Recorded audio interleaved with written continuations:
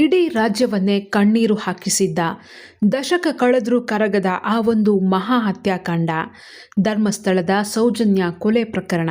ಈಗ ಈ ಪ್ರಕರಣದ ಸುತ್ತ ಮತ್ತೊಂದು ಭೀಕರ ರಾಜಕೀಯ ಮತ್ತು ಸಿನಿಮಾ ರಂಗದ ಲಿಂಕ್ ಸಿಕ್ಕಿ ಇಡೀ ಕೇಸ್ ಉಲ್ಟಾಪಲ್ಟಾ ಆಗ್ತಾ ಇದೆ.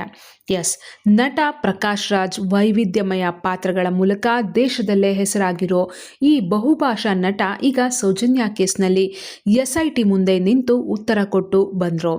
ಕೇವಲ ಉತ್ತರ ಮಾತ್ರವಲ್ಲ, ಸ್ವತಃ ಪ್ರಕಾಶ್ ರಾಜ್ ಅವರೇ ಮೈಕ್ ಮುಂದೆ ಬಂದು ಇಡೀ ರಾಜ್ಯವೇ ಬೆಚ್ಚಿ ಬೀಳೋ ಕೆಲವು ಶಾಕಿಂಗ್ ಸತ್ಯಗಳನ್ನು ಒಪ್ಕೋತಾ ಇದ್ದಾರೆ. ಅಷ್ಟಕ್ಕೂ ಸೌಜನ್ಯ ಪ್ರಕರಣಕ್ಕೂ ಪ್ರಕಾಶ್ ರಾಜ್ಗೂ ಇರೋ ಲಿಂಕ್ ಆದ್ರೂ ಏನು? ಆ 200 ಕೋಟಿ ರೂಪಾಯಿಯ ಬುರುಡೆ ಗ್ಯಾಂಗ್ ಕತೆ ನಿಜನಾ? ಸತ್ಯ ಹೇಳಿದ್ರೆ ನಾನೇ ನಿನ್ನ ಬಂದು ಅಪ್ಪಿಕೊಳ್ತೀನಿ ಅಂತ ಪ್ರಕಾಶ್ ರಾಜ್ ಒಬ್ಬ ವ್ಯಕ್ತಿಗೆ ಫೋನ್ನಲ್ಲಿ ಹೇಳಿದ್ದು ಯಾಕೆ?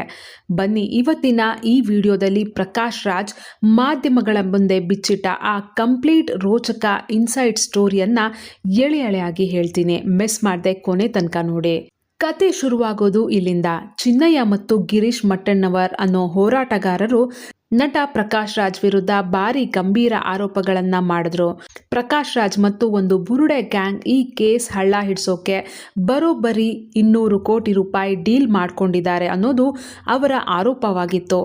ಆದರೆ ಪ್ರೆಸ್ ಮೀಟ್ನಲ್ಲಿ ಸಿಡಿದ ಪ್ರಕಾಶ್ ರಾಜ್ ಈ 200 ಕೋಟಿ ಆರೋಪಕ್ಕೆ ಕೊಟ್ಟ ಕೌಂಟರ್ ನೋಡಿದ್ರೆ ನೀವೇ ಆಶ್ಚರ್ಯ ಪಡ್ತೀರಾ. ಪ್ರಕಾಶ್ ರಾಜ್ ನೇರವಾಗಿ ಸವಾಲ್ ಹಾಕ್ತಾರೆ, ಏನ್ರಿ ನಿಮಗೆ 200 ಕೋಟಿ ಎಣ್ಸೋಕೆ ಬರುತ್ತಾ?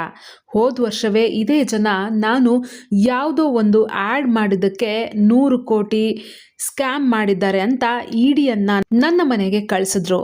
ಆ ED ಆಫೀಸರ್ಗಳು ಬಂದು ನನ್ನ ಹತ್ತಿರ 12 ಗಂಟೆ ಕೂತು ನನ್ನ 10 ವರ್ಷದ ಇಡೀ ಬ್ಯಾಂಕ್ ಅಕೌಂಟ್ ಹಡ್ಕೊಂಡು ನೋಡಿದ್ರು. ಕೊನೆಗೆ 1 ಪೈಸೆ ಸಿಗದೆ ವಾಪಸ್ ಹೋದ್ರು.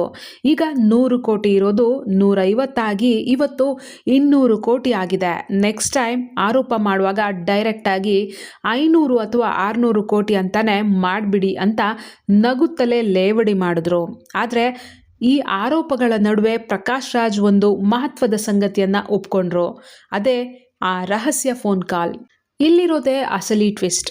ಸತ್ಯ ಬಯಲು ಮಾಡಿದ್ರೆ ನಾನು ನಿನ್ನ ಬಂದು ತಪ್ಕೊಳ್ತೀನಿ ಅಂತ ಪ್ರಕಾಶ್ ರಾಜ್ ಹೇಳಿದ್ದು ನಿಜಾನ ಅಂತ ಮೀಡಿಯಾದವರು ಕೇಳೋದಕ್ಕೆ ಪ್ರಕಾಶ್ ರಾಜ್ ಎಸ್, ನಾನು ಆ ಮಾತು ಹೇಳಿದ್ದು 100ಕ್ಕೆ 100 ನಿಜ ಅಂತ ಒಪ್ಕೊಂಡ್ರು.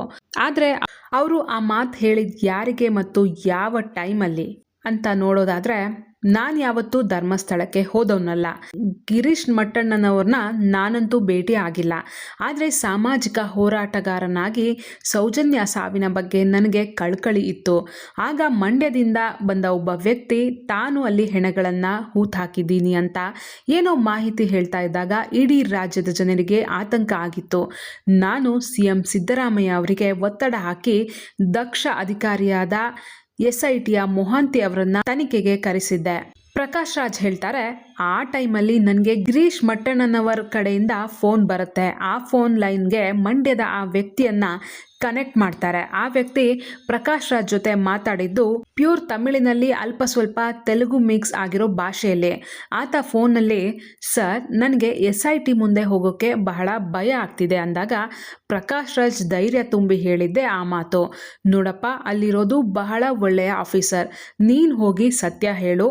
ನೀನು ಹೇಳೋದು ಸತ್ಯ ಆದರೆ ಇಡೀ ಊರೇ ನಿನ್ನ ಕೊಂಡಾಡುತ್ತೆ. ನಾನೇ ಖುದ್ದಾಗಿ ಬಂದು ನಿನ್ನ ಅಪ್ಪಿಕೊಳ್ತೀನಿ ಅಂತ ಹೇಳಿದ್ರಂತೆ. ಈ ಆಡಿಯೋ ರೆಕಾರ್ಡ್ ಸಿಕ್ಕ ತಕ್ಷಣ ಪ್ರಕಾಶ್ ರಾಜ್ ಅದನ್ನು ತಾವೇ ಇಟ್ಕೊಳ್ಳದೆ ತನಿಖಾಧಿಕಾರಿಯಾದ ಮೊಹಾಂತಿ ಅವರಿಗೆ ಹ್ಯಾಂಡ್ ಓವರ್ ಮಾಡಿದ್ರಂತೆ. ಮಾಧ್ಯಮದವ್ರು ಕೇಳ್ತಾರೆ, ಯಾಕೆ ಸರ್ ನೀವು ಆ ವ್ಯಕ್ತಿಗೆ ಅಷ್ಟೊಂದು ಭರವಸೆ ಕೊಟ್ರಿ? ನಿಮ್ಮ ಇಂಟೆನ್ಷನ್ ಏನಿತ್ತು? ಅದಕ್ಕೆ ಪ್ರಕಾಶ್ ರಾಜ್ ಅತ್ಯಂತ ಭಾವುಕರಾಗಿ ಕೊಟ್ಟ ಉತ್ತರ ಇಡೀ ಸಮಾಜ ಯೋಚಿಸುವಂತೆ ಮಾಡುತ್ತೆ. 16 ವರ್ಷಗಳಿಂದ ನ್ಯಾಯ ಸಿಗದೆ ನರಳ್ತಾ ಇರೋ ಆ ಹೆಣ್ಣು ಮಗಳ ಕೇಸ್ನಲ್ಲಿ ಕೊನೆಗೂ ಒಬ್ಬ ಕಳ್ಳ ಅಥವಾ ಕೊಲೆಗಾರ ಸಿಗುತ್ತಾನೆ ಅಂದರೆ ಇಡೀ ರಾಜ್ಯಕ್ಕೆ ಮತ್ತು ನನಗಾಗುವ ಆ ದೊಡ್ಡ ರಿಲೀಫ್ ಮತ್ತು ಸಂತೋಷ ಬೇರೆ ಯಾವುದಿದೆ ಹೇಳಿ? ಕೊಲೆಗಾರ ಸಿಕ್ಬಿಟ್ರೆ ನಮಗೆ ಅಲ್ವಾ ಸಂತೋಷ? ಆ ರೀತಿ ನಾನು ಅವನಿಗೆ ಧೈರ್ಯ ತುಂಬಿ ಸತ್ಯ ಹೇಳು ಅಂದೆ. ಇದರಲ್ಲಿ ಧರ್ಮಸ್ಥಳವನ್ನು ದೂಷಿಸೋದು ಎಲ್ಲಿಂದ ಬಂತು ಅಂತ ಪ್ರಶ್ನೆ ಮಾಡ್ತಾರೆ. ಸದ್ಯಕ್ಕಂತೂ ನಟ ಪ್ರಕಾಶ್ ರಾಜ್ ತಮಗೆ ಬಂದ ಫೋನ್ ಕಾಲ್ ಮತ್ತು ಆಡಿಯೋದ ಕಂಪ್ಲೀಟ್ ಸತ್ಯವನ್ನ SIT ಮುಂದೆ ಮತ್ತು ಇಡೀ ರಾಜ್ಯದ ಮುಂದೆ ತೆರೆದಿಡ್ತಾ ಇದ್ದಾರೆ. ನಾಳೆ SIT ತನಿಖೆ ಪೂರ್ಣಗೊಂಡು ಹೊರ ಬಂದಾಗ ಅಸಲಿ ಸತ್ಯ ಏನು ಅಂತ ಜಗತ್ತಿಗೆ ಗೊತ್ತಾಗುತ್ತೆ. ಆದರೆ ಸೌಜನ್ಯ ಪ್ರಕರಣಕ್ಕೆ ನ್ಯಾಯ ಸಿಗುತ್ತಾ? ಈ 200 ಕೋಟಿ ಡೀಲ್ ಆರೋಪಗಳ ಹಿಂದೆ ಅಡಗಿರೋ ಮಾಸ್ಟರ್ ಮೈಂಡ್ ಯಾರು? ನಿಮ್ಮ ಅನಿಸಿಕೆ ಅಭಿಪ್ರಾಯ ಏನು ಅನ್ನೋದನ್ನ ಕಮೆಂಟ್ ಮಾಡಿ ತಿಳಿಸಿ. ವಿಡಿಯೋ ಇಷ್ಟ ಆಗಿದ್ರೆ ಲೈಕ್ ಮಾಡಿ, ನಿಮ್ಮ ಸ್ನೇಹಿತರೊಂದಿಗೆ ಶೇರ್ ಮಾಡಿ. ಇದೇ ತರಹದ ಇಂಟ್ರೆಸ್ಟಿಂಗ್ ರಾಜಕೀಯ ಮತ್ತು ಕ್ರೈಮ್ ಅಪ್ಡೇಟ್ಗಳಿಗಾಗಿ ನಮ್ಮ ವಾರ್ತೆ ಚಾನೆಲನ್ನು ಸಬ್ಸ್ಕ್ರೈಬ್ ಮಾಡೋದನ್ನು ಮರಿಬೇಡಿ. ಧನ್ಯವಾದಗಳು.